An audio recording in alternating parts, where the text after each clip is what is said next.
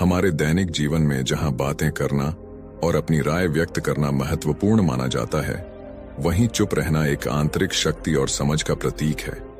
चुप रहकर हम न केवल बाहरी दुनिया को बेहतर ढंग से देख सकते हैं, बल्कि अपनी आंतरिक दुनिया में भी गहराई से झांकने का अवसर प्राप्त करते हैं। यह न केवल हमारी सोचने की क्षमता को बढ़ाता है, बल्कि हमें अनावश्यक विवादों और तनाव से भी बचाता है। बुद्धिमान व्यक्ति वही होता है जो सही समय पर चुप रहना जानता है। गांव में एक साधारण किसान रमेश और उसकी पत्नी कविता रहते थे। यह गांव अपने शांत वातावरण के लिए मशहूर था, जहां खेतों में हरियाली और पेड़ों की छांव में लोग दिन भर काम करके शाम को थकान मिटाते थे। रमेश भी एक मेहनती किसान था, लेकिन उसकी पत्नी कविता एकदम विपरीत स्वभाव की थी। कविता बहुत बातें करती थी। वह न सिर्फ अपने घर में बल्कि गांव में भी अपनी बातों के लिए जानी जाती थी।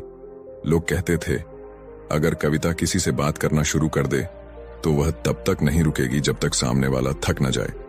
गांव के लोग भी उसकी आदत से वाकिफ थे और उसके पास बैठने से कतराते थे। रमेश हालांकि बहुत शांत स्वभाव का था। वह अपनी पत्नी की हर बात सुनता, लेकिन कभी कुछ कहता नहीं। उसकी यही चुप्पी धीरे धीरे उसकी परेशानी का कारण बनने लगी थी। कविता के बातों के बवंडर में रमेश कभी कभी अपने विचारों को भी खो बैठता था। वह सोचता, क्या इस समस्या का कोई समाधान है? मैं उसे कैसे समझाऊं कि कभी कभी चुप रहना भी जरूरी होता है। कविता की बातें दिन रात रमेश के सिर में घूमती रहती। वह जब खेत में काम करने जाता, तब भी कविता की बातों का सिलसिला चलता रहता। जब वह घर आता, तब तक कविता के पास नई नई बातें होती, जिन्हें वह रमेश को बताना चाहती। कविता को हर चीज पर टिप्पणी करनी होती थी, चाहे वह गांव में किसी की शादी हो या किसी के घर की नई चीज। एक बार जब रमेश रात में थका हुआ घर आया, तो उसने देखा कि कविता फिर से बातें कर रही है। वह थका हुआ था, इसलिए उसने उसे टोकते हुए कहा, कविता, तुम थोड़ा कम बोलने की कोशिश क्यों नहीं करती? कुछ बातें समय के साथ अपने आप हल हो जाती हैं। लेकिन कविता ने इसे गंभीरता से नहीं लिया और हंसते हुए कहा, अगर मैं नहीं बोलूंगी तो हमारे घर में सन्नाटा छा जाएगा। मेरे बिना तुम इस घर को शांत रखने की सोच भी नहीं सकते। रमेश को यह समझ आ गया कि कविता को समझाना आसान नहीं है। वह सोच में पड़ गया कि आखिर उसकी इस आदत को कैसे बदला जाए।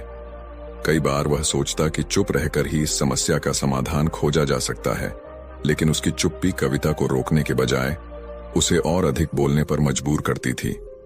रमेश को समझ नहीं आ रहा था कि क्या करे। गांव में एक महान गुरुजी रहते थे, जिनकी साधना और ज्ञान की चर्चा दूर दूर तक थी। वे एकांत में रहकर ध्यान करते थे और लोगों को जीवन की गहरी शिक्षाएं देते थे। रमेश ने सोचा कि शायद गुरुजी ही उसकी समस्या का हल बता सकते हैं। इसलिए एक दिन वह गुरुजी के आश्रम में गया और उनके चरणों में बैठ गया। गुरुजी ने रमेश की उदासी को भांपते हुए पूछा, क्या बात है पुत्र, तुम इतने चिंतित क्यों हो? क्या कोई समस्या है? रमेश ने धीरे धीरे अपनी पत्नी की बातूनी आदतों के बारे में बताया और कहा, गुरुजी, मेरी पत्नी बहुत बातें करती है। कभी कभी उसकी बातें इतनी हो जाती हैं कि मैं उन्हें सहन नहीं कर पाता। मैं चाहता हूं कि वह शांत रहे, लेकिन जब भी मैं उसे समझाने की कोशिश करता हूं, वह और अधिक बोलने लगती है। मुझे नहीं समझ आ रहा कि क्या करूं।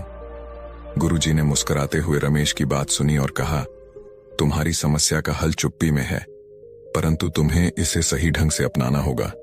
चुप्पी सिर्फ शब्दों का अभाव नहीं है, यह एक मानसिक स्थिति है जिसमें इंसान खुद को भीतर से सुनता है। जब तुम चुप रहते हो तो तुम अपनी शक्ति को बचाते हो और वही शक्ति तुम्हें मानसिक शांति देती है। रमेश को गुरुजी की बात कुछ हद तक समझ आई, लेकिन उसने पूछा, गुरुजी, मैं तो पहले से ही चुप रहता हूं, पर इसका कोई असर नहीं हो रहा। मेरी पत्नी तो मेरी चुप्पी को अपनी जीत मानती है और भी बातें करती हैं। गुरुजी हंसे और बोले, तुम्हारी चुप्पी सिर्फ बाहरी चुप्पी है।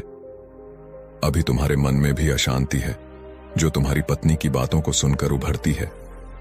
तुम्हें असली चुप्पी को समझना होगा, जो तुम्हारे भीतर की शांति को बनाए रखे। आज से तुम कुछ दिन हमारे साथ रहो और ध्यान का अभ्यास करो। इससे तुम्हें आंतरिक शांति मिलेगी और तुम अपनी पत्नी की बातों को बिना किसी तनाव के सुन पाओगे। रमेश ने गुरुजी की सलाह मानी और आश्रम में कुछ दिन बिताने का फैसला किया। वहां उसे ध्यान का महत्व समझाया गया। हर सुबह वह गुरुजी के साथ ध्यान में बैठता और अपनी श्वासों पर ध्यान केंद्रित करता। शुरुआत में उसका मन बहुत विचलित होता था, लेकिन धीरे धीरे उसने शांति को महसूस करना शुरू किया। गुरुजी उसे बार बार कहते, शांति भीतर से आती है। जब तुम अपनी आंतरिक शांति को पालोगे तो बाहरी दुनिया के शोर तुम्हें परेशान नहीं करेंगे। रमेश को यह सीखने को मिला कि सिर्फ बोलने या न बोलने से नहीं, बल्कि मन की शांति से ही जीवन की समस्याओं का समाधान किया जा सकता है। ध्यान के कुछ दिनों बाद रमेश को महसूस हुआ कि उसकी चुप्पी अब सिर्फ बाहर की नहीं थी, बल्कि उसके भीतर भी एक गहरी शांति थी। अब वह अपनी पत्नी की बातों को सुनने में खुद को सहज महसूस कर सकता था, क्योंकि उसने अपनी मन की आवाज को शांत करना सीख लिया था। कुछ हफ्तों बाद रमेश घर लौट आया। अब उसके मन में कोई बेचैनी नहीं थी। वह पूरी तरह से बदला हुआ था। जब वह घर पहुंचा तो कविता ने हमेशा की तरह अपनी बातों का सिलसिला शुरू कर दिया।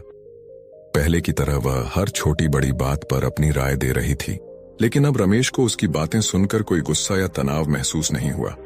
उसने बस शांतिपूर्वक उसे सुना और बिना किसी प्रतिक्रिया के मुस्कुराया। कविता ने देखा कि रमेश अब उसकी बातों का जवाब नहीं दे रहा था। वह हैरान हो गई और पूछा, तुमने मेरी बातों पर कुछ क्यों नहीं कहा? पहले तो तुम मुझे समझाते थे, अब तुम चुप क्यों हो? रमेश ने मुस्कुराते हुए कहा, मैंने गुरुजी से सीखा है कि चुप रहना भी एक प्रकार की बात होती है।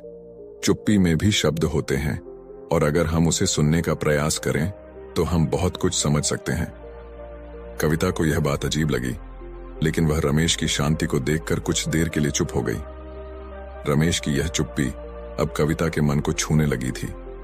समय के साथ कविता ने महसूस किया कि रमेश अब उसकी बातों का जवाब नहीं देता। उसने यह भी देखा कि रमेश अब अधिक शांत और संयमित हो गया था। उसकी चुप्पी में एक नया आत्मविश्वास था जो पहले कभी नहीं था। कविता को अब रमेश की यह चुप्पी कुछ खास लगने लगी थी। एक दिन कविता ने रमेश से पूछा, तुम्हारी यह चुप्पी मुझे बदल रही है। पहले जब मैं बोलती थी तो तुम परेशान हो जाते थे, लेकिन अब तुम शांति से मेरी बातें सुनते हो। क्या तुम्हें अब मेरी बातें बुरी नहीं लगती?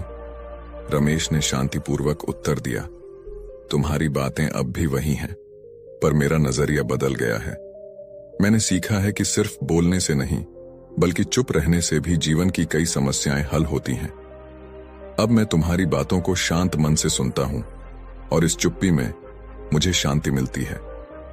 कविता ने इसे गहराई से सोचा और महसूस किया कि उसकी बातें सिर्फ इसलिए होती थीं क्योंकि वह खुद में खालीपन महसूस करती थी। जब उसने देखा कि रमेश अब उसकी बातों का जवाब नहीं देता, तो उसने धीरे धीरे अपने शब्दों को मापना और सोच समझकर बोलना शुरू किया। रमेश और कविता एक दिन गुरुजी के पास गए और उन्होंने गुरुजी का धन्यवाद किया। गुरुजी ने उन्हें बताया, शांति का महत्व वही समझ सकता है जिसने इसे अनुभव किया हो। जब हम शब्दों को मापकर बोलते हैं और सही समय पर चुप रहते हैं, तब हम अपनी मानसिक और गुरुजी ने कहा, जब हम शब्दों को मापकर बोलते हैं और सही समय पर चुप रहते हैं, तब हम अपनी मानसिक और आत्मिक ऊर्जा को संतुलित कर पाते हैं। जीवन में जो कुछ भी होता है वह हमारे विचारों और प्रतिक्रियाओं का परिणाम होता है। अगर हम अपने विचारों को नियंत्रित करना सीख लें तो बाहरी परिस्थितियां हमें ज्यादा प्रभावित नहीं कर सकती। रमेश और कविता दोनों ने गुरुजी की बातों को ध्यान से सुना। रमेश ने अनुभव किया कि उसकी आंतरिक शांति ने न केवल उसे बदला है, बल्कि कविता को भी एक नई दिशा दी है। कविता ने अब समझ लिया था कि अधिक बोलना जरूरी नहीं है। कभी कभी चुप रहकर ही हमें अपनी समस्याओं का समाधान मिल सकता है। गुरुजी ने आगे कहा, एक परिवार में शांति और संतुलन तभी होता है जब सभी लोग एक दूसरे की बातों को न केवल सुने बल्कि समझें भी। तुम्हारी चुप्पी रमेश केवल शब्दों का अभाव नहीं है, ये एक संदेश है कि जीवन में हर चीज का एक सही समय होता है, बोलने का और सुनने का। कविता ने अब अपनी जीवन शैली में बदलाव करना शुरू कर दिया। उसने महसूस किया कि वह पहले हर छोटी बड़ी बात पर ध्यान देकर बोलती थी, चाहे वह आवश्यक हो या नहीं। अब उसने धीरे धीरे बोलने में संयम अपनाना शुरू किया।